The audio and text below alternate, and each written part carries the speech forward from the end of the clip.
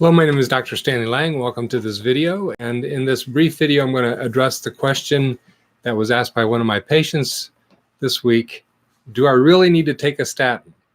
And the reason he was asking the question is that he'd just gotten out of the hospital with a heart attack and had had a stent placed in one of his arteries, and he'd been discharged on a statin drug. And he'd been reading about them for a long time, and he had always wanted to not ever take a statin drug, and here he was on one.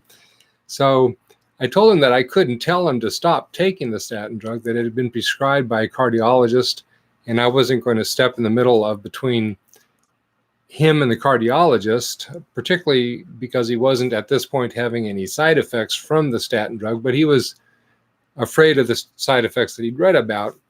I told him what I could do is give to him what is information that is statistically presented in a way that most people can make common sense out of, and that's called number needed to treat. So you can go to the number needed to treat, or NNT website, and look this stuff up yourself. But just to kind of briefly summarize, the folks, the doctors that run the NNT site, recalculate this, or they represent the statistics about different conditions in a way that people can make sense. So if I tell you that there's a 48% reduction in heart attacks if you do XYZ, you don't really know what that means. What does 48% reduction mean?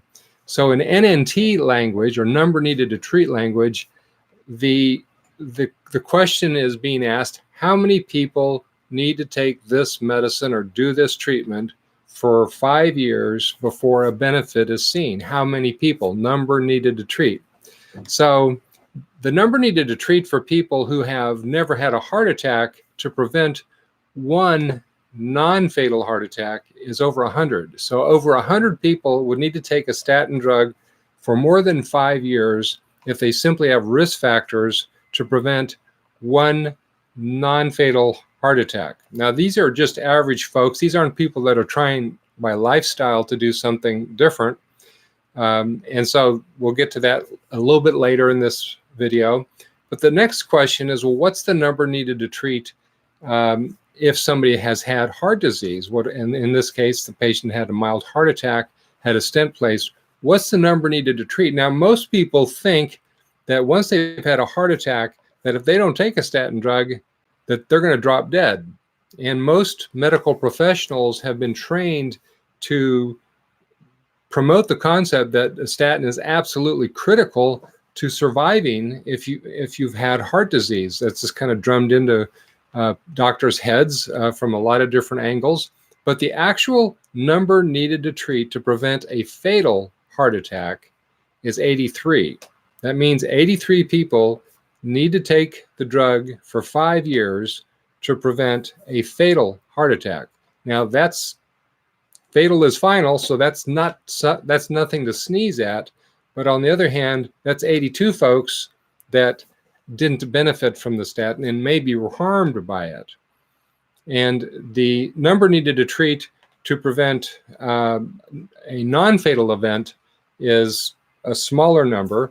But then let's compare this to the Mediterranean diet. So that's what really the question was for this patient, was, is there a lifestyle approach that I can do that decreases my risk for a repeat heart attack that's safer than a statin drug that I can do instead? And so the answer to the question is that the Mediterranean diet research shows that it takes only 18 people following the Mediterranean diet, only 18 people, to prevent a heart attack.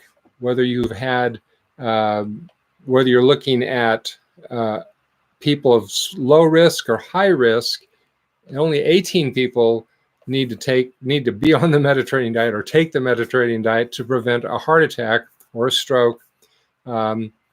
But what's the question? What is the number needed to prevent death if you've had heart disease? Well, that number is 30. So compare that to the number for people on a statin drug who have had a heart attack, and that number, if you remember, was 83. So So the Mediterranean diet is actually almost 3 times more effective in preventing a repeat heart attack and death than a statin drug. Now, nobody knows what would happen if you combined a statin drug with the Mediterranean diet. Would it make it better? Would it make it worse? That hasn't been studied, at least not very well. And so we don't really know head-to-head studies.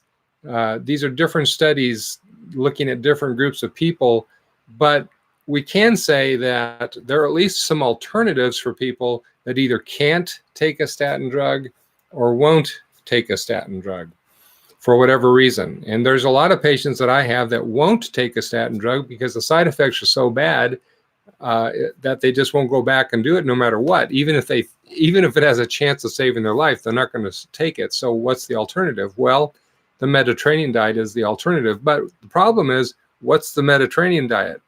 Because there's a lot of variations on the Mediterranean diet. And so what I'll just leave you with is that I think that variations of the Mediterranean diet that really minimize grains as much as possible, the high glycemic carbs, minimizing high glycemic carbs is really critical if you want to decrease your risk of heart disease. So I do encourage you to take advantage of any information that teaches you how to lower the glycemic index of what you're eating, and to eat similarly to the Mediterranean diet if you're not eating an otherwise really healthy diet.